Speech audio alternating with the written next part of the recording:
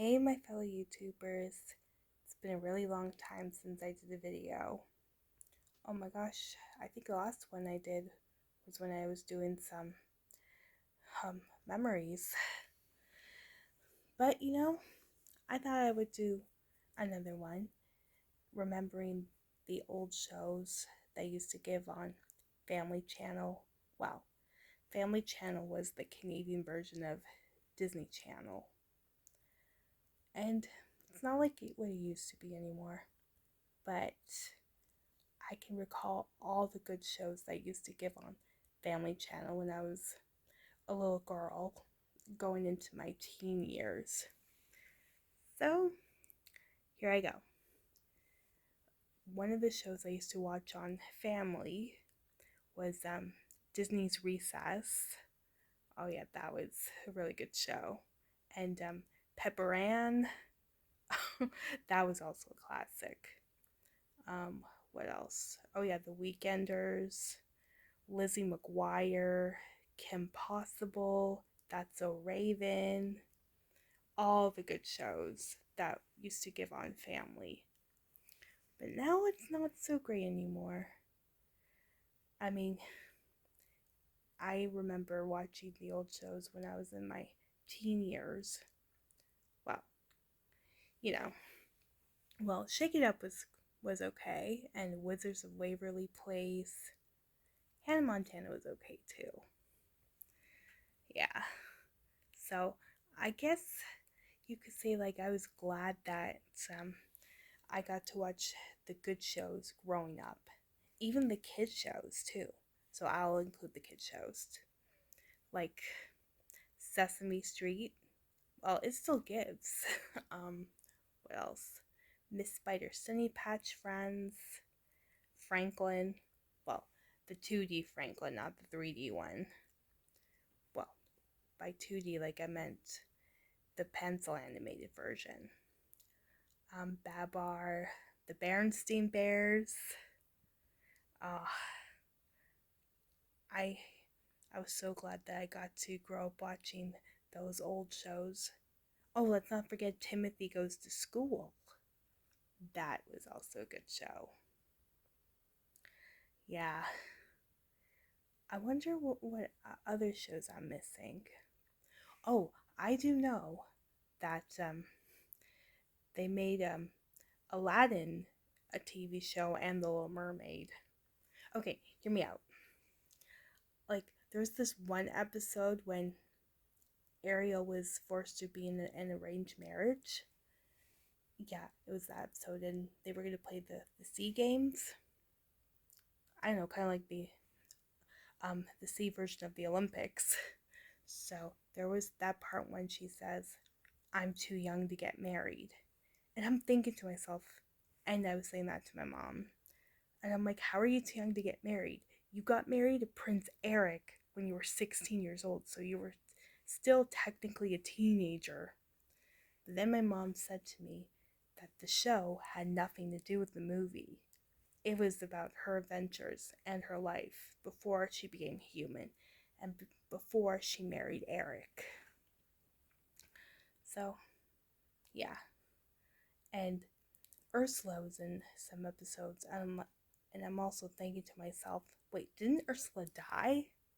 Well, in the movie, yes, but not in the show.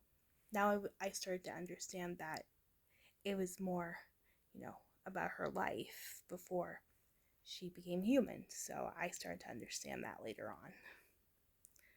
And here's another show I used to love watching. I was going into my teen years. Buffy the Vampire Slayer. Oh yeah, that was one of my favorites. Love Sarah Michelle Gellar. And I had a crush on the actor who played Angel, David Boreanaz. I was like, ooh, that guy is cute. But, you know, us girls, when we were teenagers, we have celebrity crushes.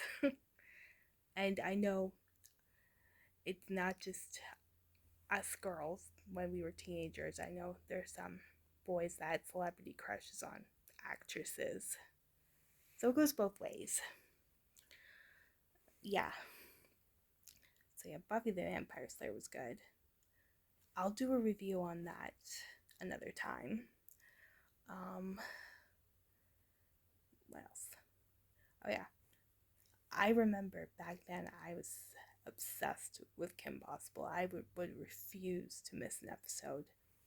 And the worst part was, well, before they switched it to put it on every day on Family Channel, that I had to wait till the weekend to watch it.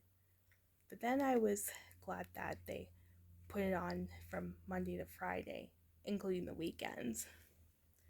But then after, you kind of grow out of it and move on to another show. But it's just a phase that people go through. Oh yeah, and there's another show, Cybersex.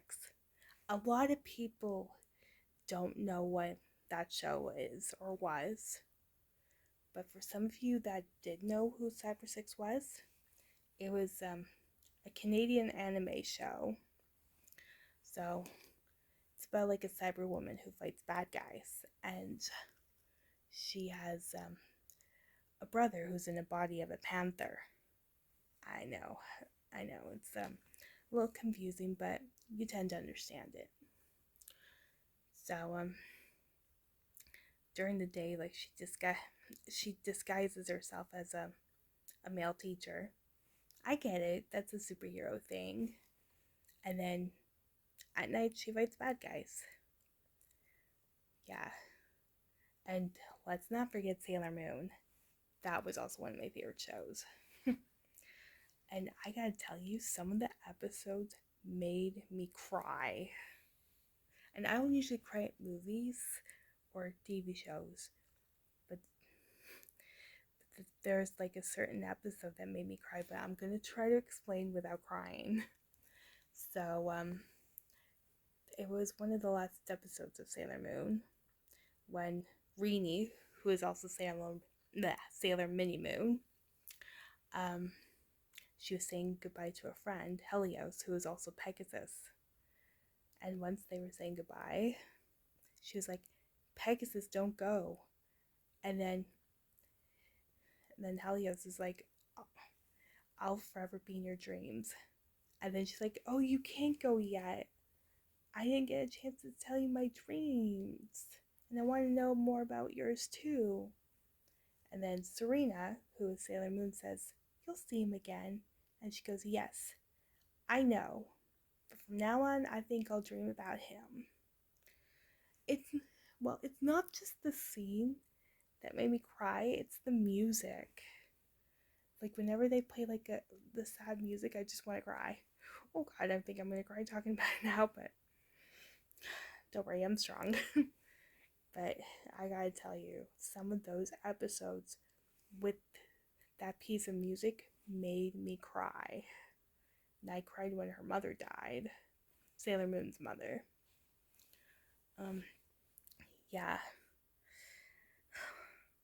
it's just amazing how, like, I don't usually cry at, well, some I cry at live action movies, but I most likely cry at animation.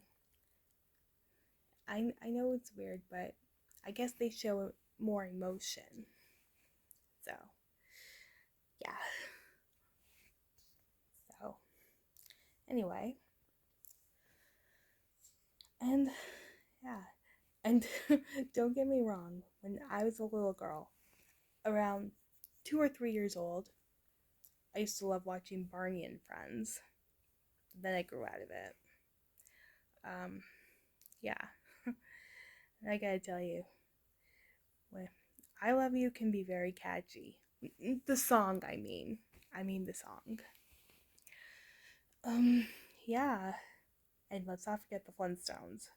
I love the Flintstones. One of my favorite shows growing up when I was a little girl. And there was this one episode that's one of my favorites when Fred was singing the high notes and everything in this house started to break. And Wilma was like, Fred, stop it! And then all of a sudden, she put the flower vase right in his mouth to shut him up. And then she's like, take that sea lion voice of yours out of the house. Out, out, out. And I'm like, yeah. I'm sorry, but he was too loud. If you want to sing really loud, yeah, take it outside. I agree with Wilma on that. And yeah, and the Flintstones Flyer episode, that was the very first episode of the series.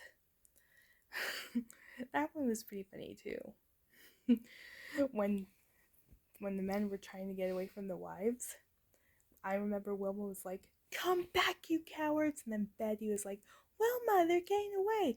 "Oh, don't worry. Whatever goes up must come down, especially the fat one."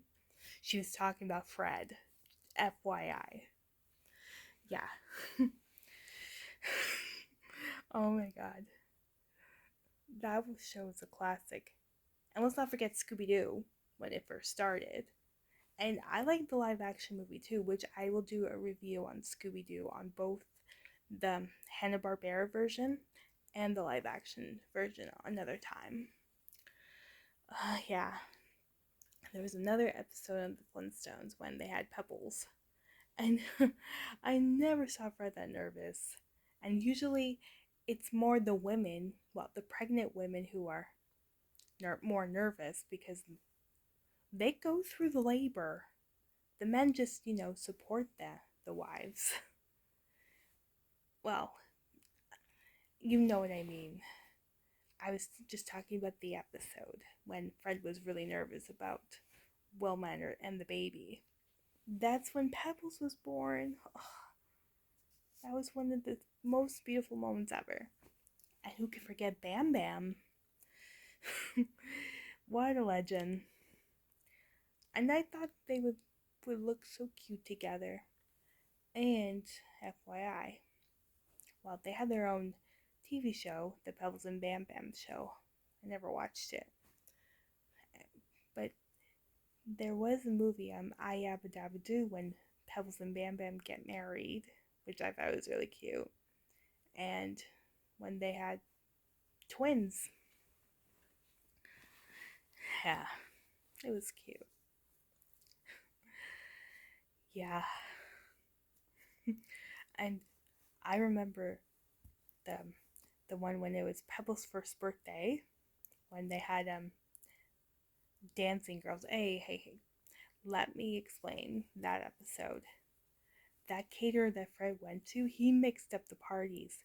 Originally, it was supposed to be a clown at Pebbles' birthday party and the dancing girls at the water buffalo party. But that caterer mixed it up, so blame that caterer. Yeah. And if Rocco the Clown was going to entertain the kids, it would reflect on the time when I had a clown for my third birthday party. Doobie. He was a funny man.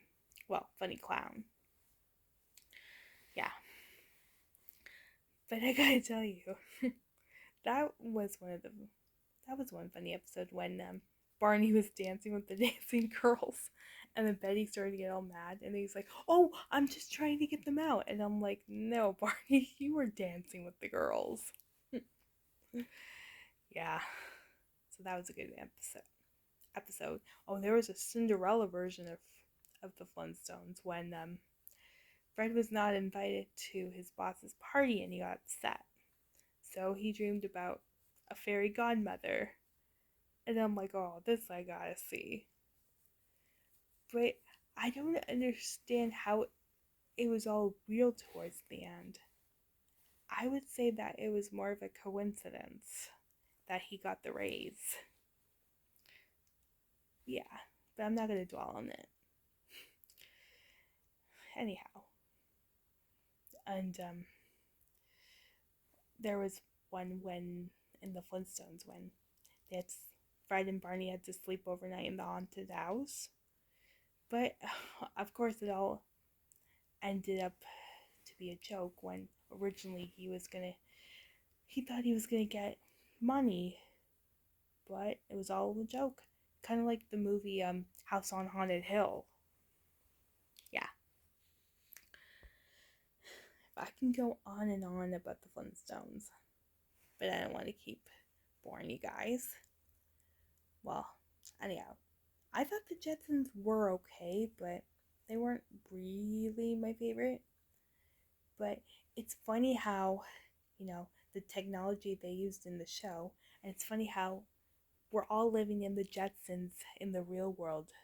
Like, ever since COVID happened, like, we started using Zoom and FaceTime and video chat, videos on YouTube, on Ignite TV. It was like, oh, I think we're really living in the Jetsons world in real life. Yeah, it's funny how now we're living in a world like that. And yeah, um,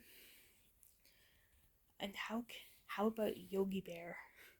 Yogi Bear was good too.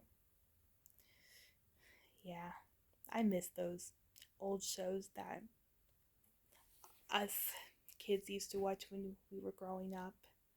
Oh, and let's not forget Angela Anaconda. I don't know much details really well, but I know it used to give back on. It used to give on Teletoon back in the day, just like Cyber Six and Pippi Longstocking. I did not know Pippi Longstocking was around in the 70s. I always thought of the animation show. But yeah, that was good. And Arthur? Oh, Arthur. Who can forget Arthur? I was sad when it ended, but it was a nice series finale. How he read the autobiography when it was originally written by the one and only Mark Brown. Yeah. And Clifford the Big Red Dog. That was also a good show. As I do recall, I remember it would give Clifford the Big Red Dog and Arthur whenever I would come home from school. And Bear in the Big Blue House. Oh, I loved that show too. The goodbye song was very catchy though. Yeah. Oh man. Okay. Only, I can go back in time and watch those classics. But you always have YouTube to watch it on and reflect on the old days. Yeah. So that's pretty much what I gotta say. Oh, one more thing. Let's not forget the Magic School Bus. That was a classic. I thought, people don't know the good shows that a lot of us 90s people watched when we grew up, like Pepper Ann and Recess, Lizzie McGuire, Kim Possible, all those shows, and The Proud Family. That was when in my teen years too. But it's funny how like each TV show is based on like real life experience. Yeah. And I do plan to do a review on Kim Possible one day too. And yeah, so feel free to watch my videos. Don't forget to subscribe to my channel. Check out my knitting videos. Well, not knitting videos, but check out my videos of my knitting projects and my diamond paintings. And I will see you in my next video.